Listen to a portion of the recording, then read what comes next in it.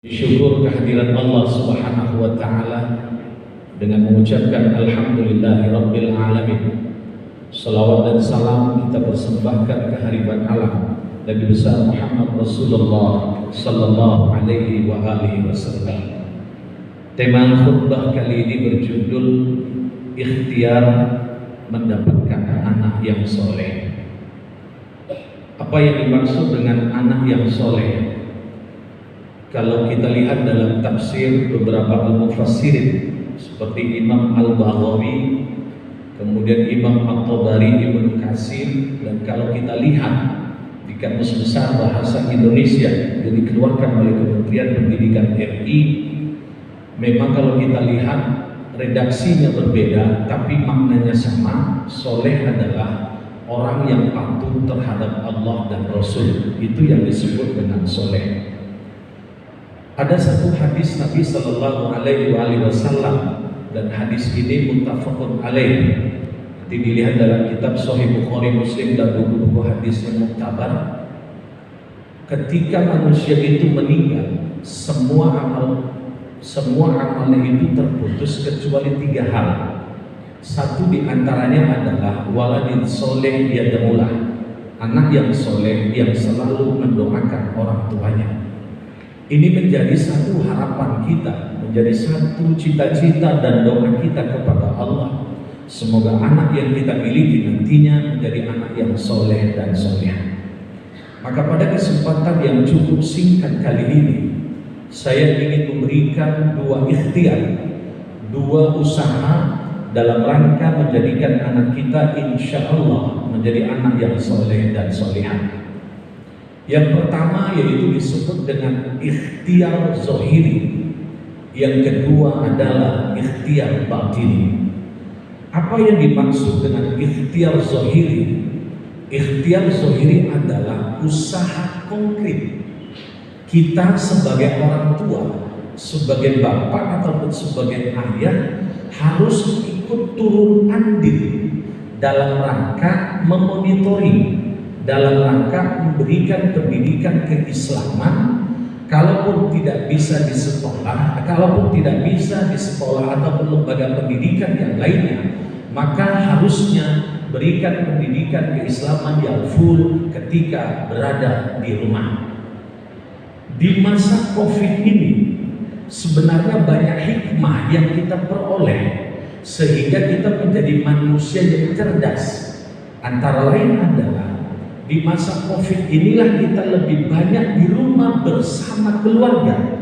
Maka dalam hal ini mengambil hikmah yang terbesar adalah mari tanamkan pendidikan keislaman yang konkret terhadap anak yang kita miliki.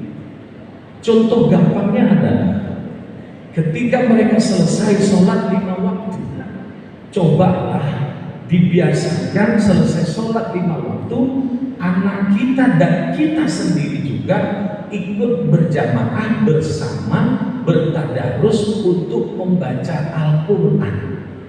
Maka ketika anak kita baca Al-Quran, jangan ditinggal. Kita sebagai orang tua untuk memonitoring, controlling terhadap kualitas bacaan Al-Quran daripada anak yang kita miliki. Ini sebenarnya yang disebut dengan tadarus Al-Quran. Maka apa yang disebut dengan tadarus? Tadarus itu berbeda dengan qiraatul Quran, tilawatul Quran, dan tadarus Quran. Yang disebut dengan tadarus Al-Quran adalah ada orang 5 membaca, ada majelis tadarus 5 orang. Maka yang disebut dengan tadarus itu 1 orang yang baca Quran, yang lain mendengarkan.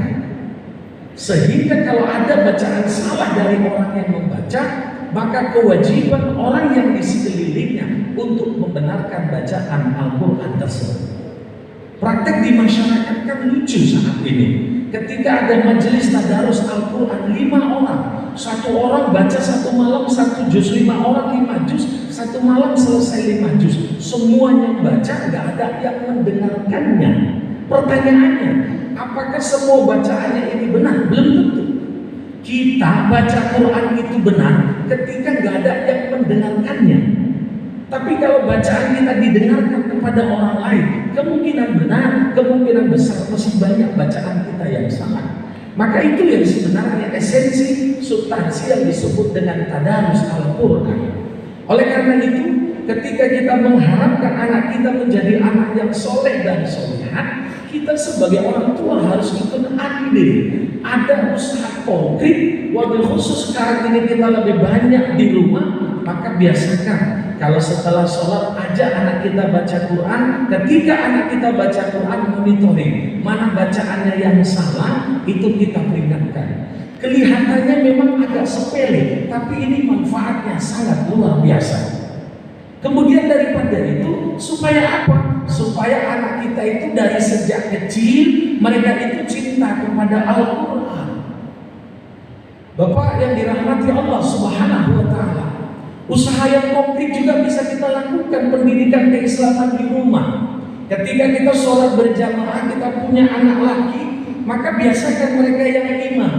Ketika mereka sudah selesai kajian fikihnya, mereka sudah sah menurut istilah fikih, maka jadikan mereka imam. Apa manfaatnya? Kelak ketika kita sudah meninggal dunia, sudah terbujur kaku, anak kita lah yang menjadi imam mensolatkan jenazah kita. Maka dalam kajian Islam itu, hadirin yang dirahmati Allah, yang berhak mensolatkan jenazah kita sebagai orang tua bukan pak kiai, bukan para ustaz, bukan tokoh agama, tapi yang berhak mensolatkan kita itu adalah siapa? Anak yang kita miliki. Kenapa? Karena anak kita itu nggak bisa diputuskan oleh siapapun. Karena anak kita cukup kuat hubungan nasabnya. Maaf, antara suami dengan istri ada mantan istri dan mantan anak. Tapi kalau yang namanya anak, sampai kapanpun, maaf, sehingga seandainya pun anak kita murtad, nauzubillah, itu tetap dikategorikan anak kita. Maka oleh karena itu biasakan penanaman keislaman, usaha konkret, wabil khusus di masa seperti ini kan kita banyak di rumah, maka berikan tanaman keislaman kepada anak kita. Contoh lagi, ketika makan sahur, ketika kita mau berbuka, biasakan 10 menit sebelum kita makan sahur, duduk di meja hidangan, sembari kita berdiskusi. Apa yang kita diskusikan? Tentang keislaman. Jangan kita ngomong ngalor ngidul gak jelas. Maka dimanfaatkan masa Covid ini dalam rangka memberikan pendidikan keislaman yang sangat luar biasa terhadap anak yang kita miliki. Ingat Bapak yang dirahmati Allah, yang namanya keimanan, yang namanya Islam gak bisa diwariskan kepada anak kita. Kalau Islam diwariskan bisa, maka Nabi Nuh bisa mewariskan anaknya untuk Islam. Kalau Islam bisa diwariskan kepada keluarga, maka Nabi Muhammad SAW bisa mewariskan keislaman kepada pamannya Abu Thalib. Ketika memang Islam itu diwariskan, maka Nabi Ayub bisa mewariskan Islam kepada anaknya. Tapi yang namanya keislaman gak bisa diwariskan. Yang bisa kita berikan pendidikan kepada anak. Harta benda bisa kita wariskan, jabatan bisa kita wariskan. Tapi kalau yang namanya keislaman tidak bisa kita wariskan terhadap anak cucu yang kita miliki. Hadirin yang dirahmati Allah, begitu senangnya kita, bangganya sebagai orang tua ketika kita pulang kerja capek, lelah, macet dan segala macam, kita masuk rumah terdengar suara anak kita yang lagi baca Al-Quran. Masya Allah, rasanya sejuk. Kalau di Al-Quran itu surah Al-Furqan ayat 76 itulah yang disebut dengan qurratu a'yun. Apa itu? Permata hati kita. Yang namanya permata hati gak bisa dibuat kamuflase, munculnya dari sini. Maka kalau kita pulang dari kerja kantor, pulang ke rumah capek, anak kita baca Quran, kedengaran suaranya, Masya Allah, seneng rasanya kita sebagai orang tua. Rasanya stres, kita pulang ke rumah, anak kita sedang bermain Android atau bermedsos. Ini sebenarnya contoh kecil yang disebut dengan ikhtiar zohiri, bagaimana penanaman keislaman itu di tengah keluarga. Hadirin yang dirahmati Allah, jangan lupa kita punya anak. Maka beramal ibadah itu jangan disibukkan dengan ngurusi diri kita sendiri. Kita punya tanggung jawab. Maka dalam rangka menjadikan anak kita soleh ataupun solihah, satu di antaranya adalah mari usaha konkret yang harus kita realisasikan. Tantangan beragama saat ini begitu dahsyat, muncul dari kanan, dari kiri, dari depan, dari belakang, dari atas, dari bawah. Ini yang menjadi hal yang perlu kita selamatkan. Siapa yang mau kita selamatkan? Anak cucu kita. Iman keislaman tidak bisa diwariskan. Yang namanya jabatan keuangan, harta benda itu bisa diwariskan. Yang kedua, ikhtiar yang sangat luar biasa juga dalam rangka menjadikan anak kita soleh dan soleh. Apa? Yaitu yang disebut dengan ikhtiar batini. Apa itu?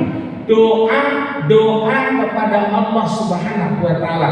Al-Quran banyak memberikan contoh varian beberapa doa orang tua untuk menjadi anak soleh. Surah Ibrahim ayat 100, Surah Al-Furqan, dan banyak lagi yang sering kita dengar. Rabbi habli minas sholihin, Rabbi ja'alni muqimas shalah wa min dzurriyyati, Rabbana wa taqabbal du'a. Ini kan doa-doa para nabi yang keimanannya kalau nabi itu sudah luar biasa, tapi dalam rangka menjadikan anak mereka menjadi anak yang soleh dan solihah, Allah menggambarkan ikhtiar Anda, wahai Ibrahim alaihissalam, ikhtiar Anda, doakan keturunan Anda, anak cucu Anda. Maka Nabi Ibrahim berdoa, Rabbi ja'alni muqimas shalah wa min dzurriyyati rabbana wa taqabbal du'a. Dalam surah As-Saffat, Nabi Ibrahim berdoa untuk anaknya Ismail, Rabbi habli minas sholihin, dan segala macam. Ini menunjukkan apa? Bahwa anak Nabi pun sendiri, Nabi dan Rasul pun sendiri, itu tidak ada garansinya mereka itu menjadi soleh dan solihah. Maka oleh karena itu, wabil khusus di bulan Ramadan ini, bulan yang sangat luar biasa, bahrul amik, manfaatnya sangat luar biasa. Satu di antaranya ketika kita di bulan Ramadan ini sering berdoa, insya Allah doa kita kabul, doa kita diijabah, diterima oleh Allah. Makanya jangan lupa ketika tahajud selipkan doa untuk anak kita, ketika witir, ketika tarawih, dan semuanya dalam lini kehidupan kita. Wabil khusus di bulan suci Ramadan ini kita selipkan untuk doa kita kepada anak-anak yang kita miliki. Hadirin as-saimin yang dirahmati Allah Subhanahu wa Ta'ala, kembali ke tema sentral khutbah kali ini. Maka kesimpulannya adalah, satu, kita kepengen punya keturunan yang soleh dan soleh.